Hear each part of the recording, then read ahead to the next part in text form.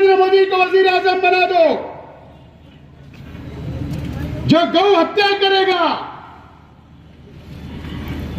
उसको उल्टा लटका कर सीधा कर दिया जाए। इलेक्शन के अंदर ये नरेंद्र मोदी को गालियां दे रहे थे और ये बोल रहे थे कि महाराष्ट्र के अंदर नरेंद्र मोदी अमित शाह को मैं कदम रखने नहीं दूंगा। खिलाफ बोला गया, क्यों शहर की आवाम को कंफ्यूज किया गया, क्यों पंजे के ऊपर वोट नहीं मांगी जा रही।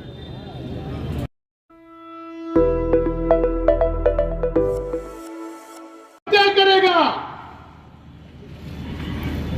उसको उल्टा लटका कर सीधा कर दिया जाएगा। ये देश के गृह मंत्री को ऐसी भाषा शोभा देती है? उल्टा लटकाना मतलब क्या? ये गौ रक्षा वाले या फिरका परस्त तंजीमों को बढ़ावा देने का काम कर रहे हैं। इस देश के अंदर क्या फिर 1 लाख का कत्ल करना चाहते हो? 1 लाख अहमद का कत्ल हुआ इनकी हुकूमत के वक्त, क्या फिर किसी का कत्ल कराना चाहते हो? क्या फिर कोई मॉब लिंचिंग कराना चाहते हो?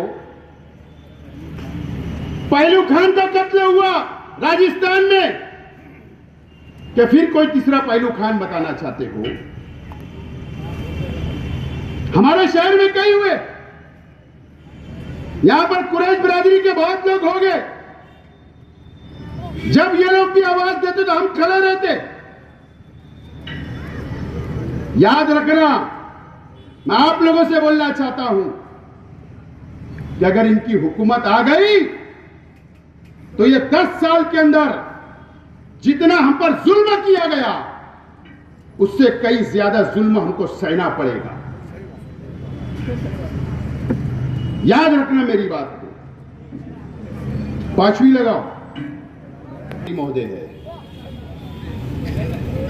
हमारी कोई जाति दुश्मनी नहीं है, ना दादा भूसे से, ना नरेंद्र मोदी जी से, ना अमित शाह जी से, ना किसी से। हमारी विचार की और सोच की लड़ाई है हमारी। उनकी सोच हमको पसंद नहीं है और हो सकता हमारी सोच उनको पसंद नहीं है, लेकिन उन्होंने ये 2 दिन पहले की वीडियो है। 2 दिन पहले पिप्पलगांव जब नासिक जाओ तो पिप्पलगांव टोल लगता, जो पिप्पलगांव बसवंत है वहां पर परसों के दिन जलसा हुआ। नरेंद्र मोदी जी भी थे और यूटी के अंदर यूटी आघाड़ी के सब लीडर थे। क्या बोले दादा भूसे साहब ने? ठीक है, वो नारे वगैरह लगाए, वो उनका अपना मसला है, उस पर मुझे कुछ नहीं बोलना। क्या बोला उन्होंने? एक विशिष्ट यानी एक समाज ठहराविक मतदान के लिए, यानी वोट के लिए लाखों की संख्या के अंदर बोले बाहर निकल रहे वोट देने के लिए, और उन्होंने ये अपील की हिंदू भाइयों से, हिंदू मुस्लिम करके, कि आप भी लाखों की संख्या के अंदर वोट देने निकले। कौन बोल रहे? दादा भूसे साहब।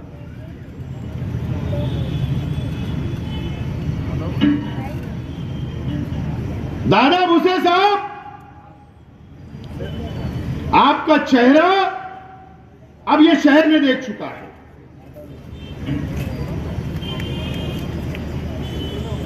आप दयाना और रमजानपुरे में जाते बहुत हमदर्दी बताते हैं, आप मालदे में जाते तो बहुत हमदर्दी बताते हैं,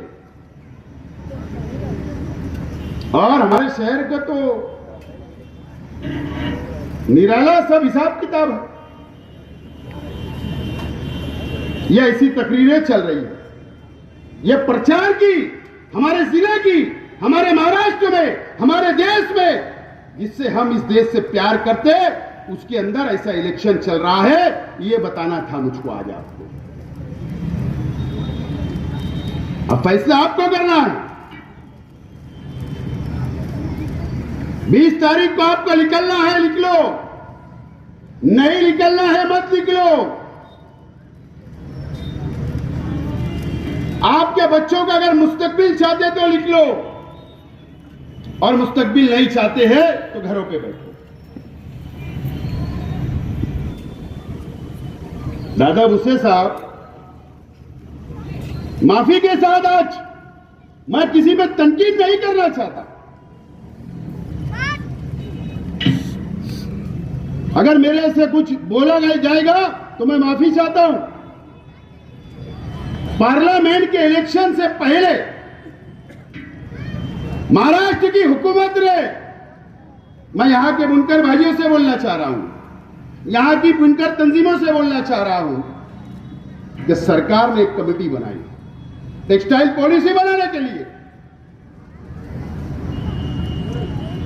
टेक्सटाइल पॉलिसी बनाने के लिए वो कमेटी क्यों बनी थी पता है आपको? मैं बोलना नहीं चाहता था इस मामले में, लेकिन बोल रहा हूं कि दादा भुसे साहब के लड़के को पार्लियामेंट का इलेक्शन लड़ना था और मुसलमानों की वोट की जरूरत थी और आपसे वोट मांगने आने वाले थे, इसके लिए बनी थी। लोटस हाउस के अंदर शहर के एमएलए के साथ कई तंजीमें भगत कर रही थी, भगत कर रही थी। बंबई में मीटिंग, ऑफिस में मीटिंग, दादा भुसे साहब के संपर्क कार्यालय के अंदर हमारे बुनकर भाई तंजीमें जाकर बैठते थे। दादा भाऊ, दादा भाऊ, दादा भाऊ है तो बोले आप पूरे टेक्सटाइल के अंदर नए लूम के लिए फंड, बिजली के अंदर सब्सिडी मिलेगी, यार्न में सब्सिडी मिलेगी, पावर का रेट कम हो जाएगा। जैसा मसीहा बनकर हमारे लोग पेश कर रहे थे। लो ये चुम्बा ले लो जाकर।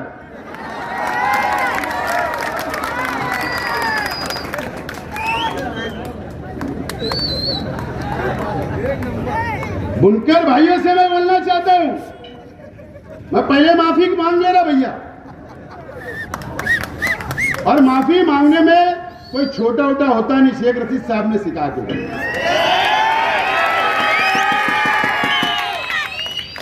मुझे बताओ, मेरा सवाल है, अमरीश भाई पटेल ने इलेक्शन लड़ा, पहला जर्नल हुआ, गिरे अमरीश भाई पटेल, हुआ ना वोट का डिवाइडेशन? हुआ या नहीं? दूसरे डैम फिर अमरीश भाई खड़े, फिर गिर गए, फिर डिवाइडेशन हुआ थोड़ा बहुत, कुणाल पाटिल लड़े, फिर वंचित से नबी अहमद साहब ने इलेक्शन लड़ लिया।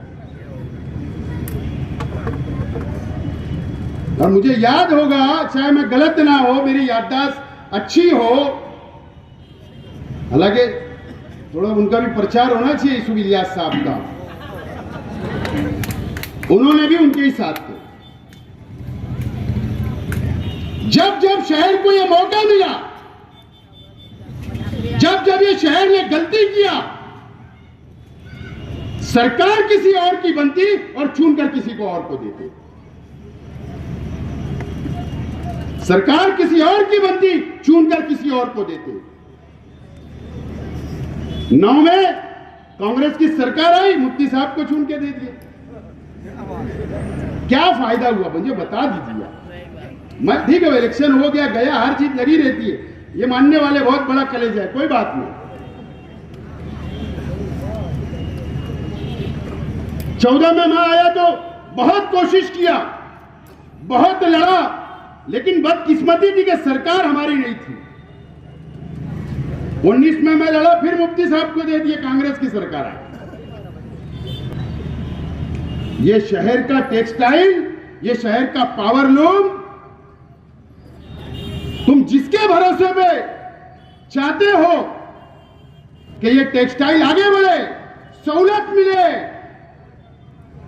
तो अगर गलत फैसले लेते रहोगे तो कभी फायदा नहीं होगा।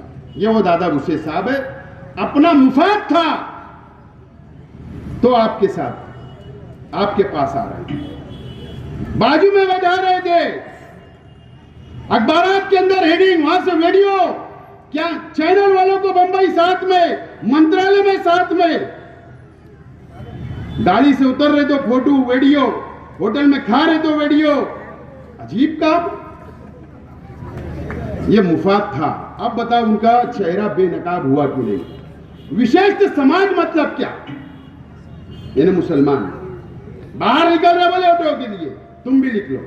ये जुमला ये शहर के लिए, हिंदू मुस्लिम एकता के लिए घातक जुमला है और एक पालक मंत्री को इस तरीके का जुमला का इस्तेमाल नहीं करना चाहिए था। जिम्मेदार व्यक्ति है। ये इलेक्शन चल रहा है इस देश का, इस महाराष्ट्र का और इस शहर का, ये इलेक्शन चल रहा है। मैंने पूरी 5 वीडियो के अंदर आपको दूध का दूध और पानी का पानी करके बता दिया।